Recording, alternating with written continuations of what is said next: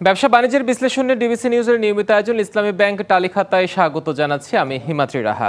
দর্শক, আজ চাঁদ রাত অর্থাৎ আজ যদি সন্ধ্যার পর ঈদের চাঁদ দেখা যায়, তা শাওয়াল মাসের চাঁদ দেখা যায়, অর্থাৎ কাল উদযাপিত হবে দেশ জুড়ে ঈদ উল ফিতর।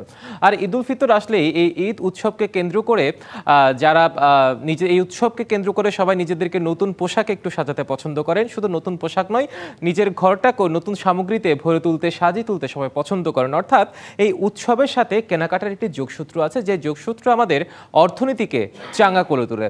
অর্থাৎ 30 দিনের সিয়াম সাধনা শেষে আমরা যে ঈদের উৎসবটিকে আমরা উদযাপন করব, সেই উৎসবের সাথে আমাদের সরাসরি একটি অর্থনীতির যোগসূত্র আছে। অর্থাৎ এই 30 দিনের কেনাকাটার কেমন গেল এবং এই 30 দিনের অর্থনীতি কেমন ছিল এবং ঈদ কেন্দ্রিক অর্থনীতি কেমন ছিল এবং কেমন হয়েছে এবং পরিবর্তিত প্রেক্ষাপটে এই অর্থনীতি আমাদের গ্রামীণ অর্থনীতিকেও বা কতটুকু শক্তিশালী করেছে, এসব নিয়ে আজকে আমাদের তালিখাতার বিষয় উৎসবে কতটা চাঙ্গা হলো অর্থনীতি। আর ইসলামী ব্যাংক তালিখাতায় আজকের আমাদের সাথে যুক্ত আছেন রং বাংলাদেশের প্রধান নির্বাহী শমিক দাস এবং ঢাকা বিশ্ববিদ্যালয়ের অর্থনীতি বিভাগের অধ্যাপক ডক্টর শাহাদাত হোসেন সিদ্দিকী। আমরা শুরুতেই আমাদের সাথে ডক্টর শাহাদাত হোসেন সিদ্দিকী আমাদের সাথে যুক্ত আছেন। আপনাকে স্বাগত ইসলামী ব্যাংক তালিখাতায়। জি, ধন্যবাদ।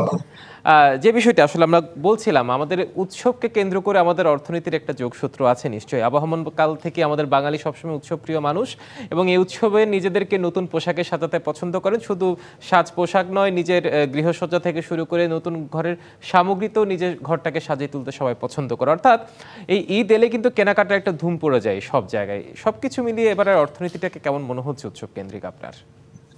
জি, ধন্যবাদ। দেখুন, যে আসলে মুসলমানদের জন্য ঈদ হচ্ছে একটা উৎসবের বিষয়। সেটা হচ্ছে যে এখন খ্রিস্টানদের জন্য, হিন্দুদের জন্য, প্রত্যেকের জন্যই কিন্তু বিশেষ অনুষ্ঠান রয়েছে এবং যাকে উদযাপন করে বিভিন্নভাবে, যেমন ক্রিসমাস উপলক্ষে যে 25শে ডিসেম্বর, সেই উপলক্ষে বাংলাদেশের অর্থনীতির কথা যদি চিন্তা করেন, সেটাও কিন্তু সম্পৃক্ততা রয়েছে। আমি শুধু ঈদ উপলক্ষটা আনছি না, যে কারণে দেখবেন আমাদের আরএনজিতে যে অর্ডার আসে সেটা 25শে ডিসেম্বরকে লক্ষ্য রেখেই কিন্তু হয়। সেই ক্ষেত্রেও কিন্তু বাংলাদেশের অর্থনীতিতে একটা বড় ভূমিকা রাখে তাদের সংস্কৃতি। এখন বিষয়টা হচ্ছে যে বাংলাদেশ যখন চিন্তা করি, তখন এর জনসংখ্যা যখন 18 কোটি মানুষের কথা চিন্তা করা হয়, 91% জনসংখ্যাই হচ্ছে মুসলমান। অতএব সেই জন্যই ঈদকে কেন্দ্র করে আমাদের যে সকল অনুষ্ঠান এবং যে আনুষঙ্গিকতা, তার পিছনে মানুষের যে ব্যয়, প্লাস হচ্ছে একে কেন্দ্র করে কিন্তু যারা নিয়োগকর্তা তারা কিন্তু বোনাস প্রদান করে থাকে। ব্যয় আসে কিভাবে? যখন আপনার অতিরিক্ত আয়ের একটা সুযোগ আসে, সেই আয়টা যখন চিন্তা করবেন, আপনার যারা কর্মক্ষেত্রে আছে কর্মক্ষেত্র থেকে বেশি আসে, আবার যারা গরিব আছে তারা কিন্তু, আপনি ফিতরা বলেন, জাকাত বলেন, সেই ধনী মানুষের সেই টাকাটাও কিন্তু গরিব মানুষের কাছে যায়।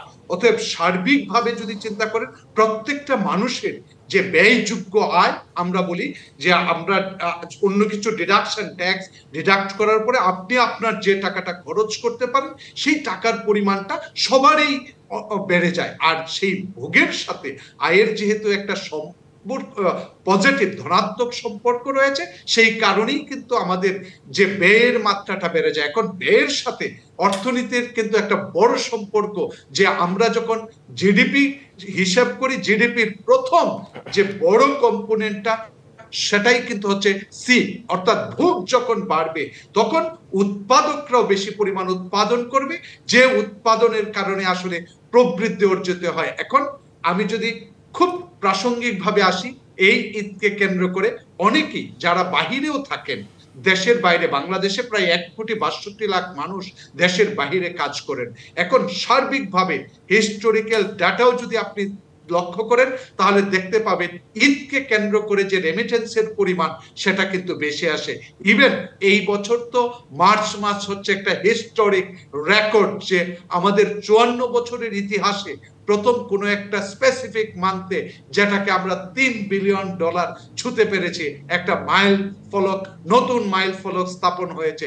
সেই জায়গা থেকে দেখেন, এই ঈদকে কেন্দ্র করে রেমিটেন্সকে শুধু রেমিটেন্স হিসেবে দেখা নয়, অর্থাৎ বাংলাদেশের অর্থনীতি যে অবস্থাটার মধ্যে আছে, অর্থাৎ আমি বলবো ব্যালেন্স পেমেন্টের যে জায়গাটায় আমরা ব্যালেন্স করতে পারছি না, সেটা সামান্য হলেও আমি বলবো 5ই আগস্টের পরে ধীরে ধীরে প্রতি মাসে যেটা 1 বিলিয়ন ঘাটতি ছিল সেটা 0.5 বিলিয়নে পৌঁছেছে এবং ধীরে ধীরে আরো কমছে।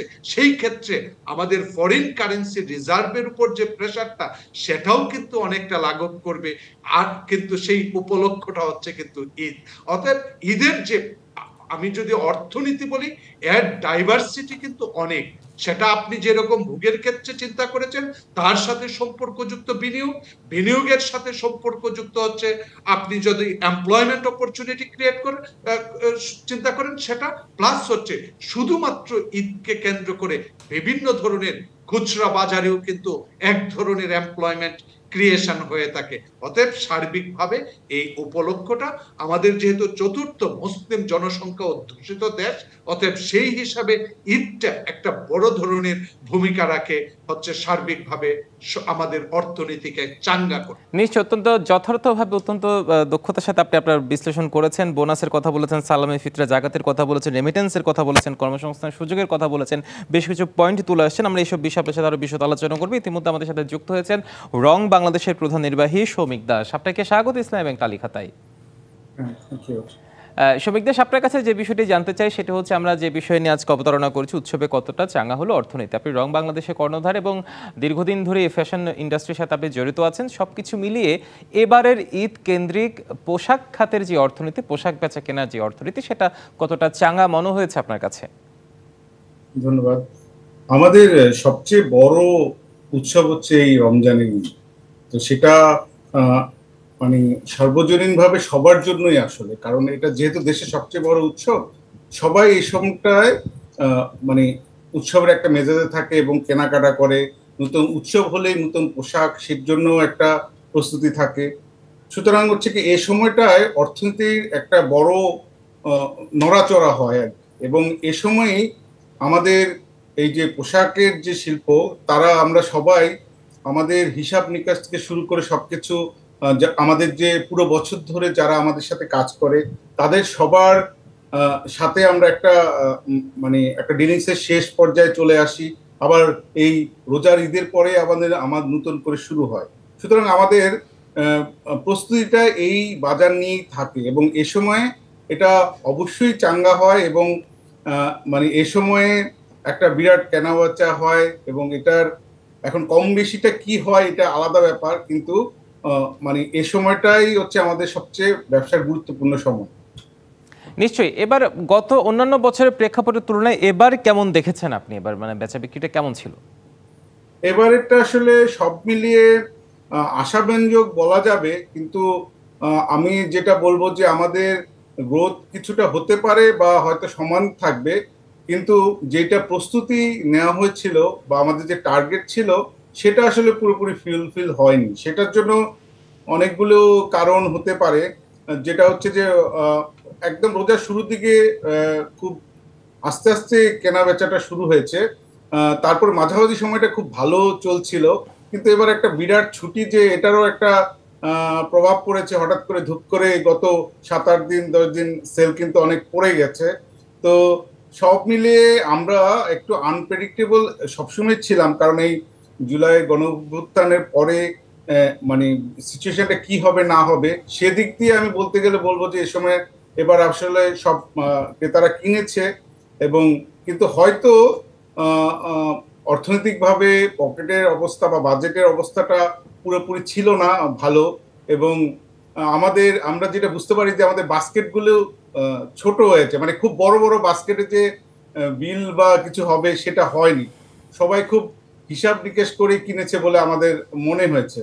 তো আমরা এটাতে যেটা বলবো যে আমরা শঙ্কা করছিলাম যে এটা আরো খারাপ হতে পারতো কিনা, তো সেটা হয়নি। আমি মনে করি যে মোটামুটি আমাদের ভালোই ছিল, এটা ছাড়া আর কিছু বলার নেই। কিন্তু হয়তো আমাদের সেই টার্গেট বা মানে যে লক্ষ্যমাত্রা যেটা স্থির হয়েছিল এবং আমাদের একটা ভালো গ্রোথ হওয়ার সম্ভাবনা তৈরি হয়েছিল প্রস্তুতি অনুসারে, সেটা এবার হবে না বা হয়নি। অর্থাৎ সব মিলিয়ে এখানে আবার একটা বিষয় আছে, 9 দিনের টানা একটা লম্বা ছুটি ছিল, সবাই অনেকে হয়তো শেষ মুহূর্তে কেনাকাটা করে থাকে, সেই কেনাকাটা হয়তো কিছু করেছে, কিছু গ্রামের যারা বাড়ি চলে গেছে তাদের হয়তো কিছু কেনাকাটা বাকি রেখে সেটা বাড়ির যে বাজার আছে সেখান থেকেও হয়তো বা করবে, যারা অত্যন্ত নিম্ন মধ্যবিত্ত বা মধ্যবিত্ত যারা আছে তারা হয়তো সেই জায়গায় গিয়ে সেটি করবে, হয়তো ভিড়ভাড় টেরাতেই তারা আগে ভাগে বাড়ি চলে গেছে। নিশ্চয়ই আরো অনেকগুলো কারণ আছে। আপনি থাকুন আমাদের সাথে, আমরা একটু শাহাদাত সিদ্দিকী আপনার সাথে একটু কথা বলতে চাই।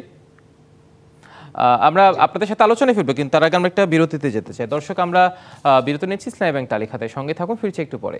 আবারও স্বাগত জানাচ্ছি ব্যবসা বাণিজ্যের বিশ্লেষণী ডিবিসি নিউজের নিয়মিত আয়োজন ইসলামী ব্যাংকের টালি খাতায়। আমাদের আজকের আলোচনার বিষয় উৎসবে কতটা চাঙ্গা হলো অর্থনীতি। আমরা ফিরছি আলোচনায় ডক্টর শাহাদাত হোসেন সিদ্দিকী। আপনার কাছে আবার বিরতির পর ফিরতে চাই। বিরতির আগে আপনি আমাদের উৎসবকে কেন্দ্র করে যে অর্থনীতি কতটা চাঙ্গা হয়, বিশেষ করে ঈদকে কেন্দ্র করে বেশ কিছু পয়েন্ট তুলে ধরেছেন।